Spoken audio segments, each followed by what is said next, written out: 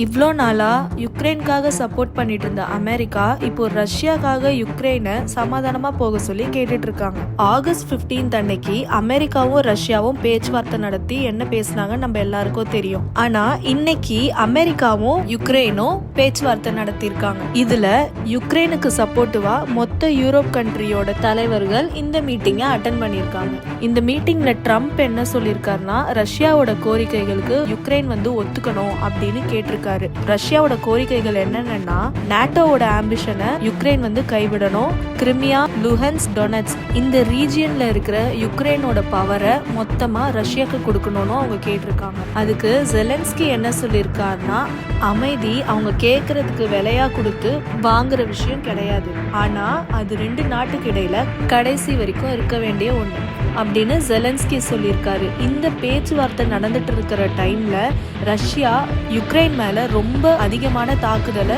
நடத்திக்கிட்டே இருந்திருக்காங்க. ரஷ்யா ஏன் இவ்வளோ ஆர்வமா இந்த ஸ்டேட்ஸ் மேல இருக்காங்க அப்படின்னா, இந்த ஸ்டேட்ஸ்ல அதிகபட்சமா ரஷ்யன்ஸ் வாழ்ந்துட்டு இருக்காங்க. அது மட்டும் இல்லாம இங்க நிலக்கரியோட வளம் ரொம்ப அதிகமா இருக்கு. கிரிமியா அப்படின்ற பெனின்சுலாவை ஏன் டார்கெட் பண்றாங்கன்னா, அங்க ரஷ்யாவோட மெயின் நேவி பேஸ் இருக்கு. ஒரு காலத்துல கிரிமியா சோவியத் யூனியன் ஏரால ரஷ்யாவுக்கு சொந்தமானதா தான் இருந்துச்சு.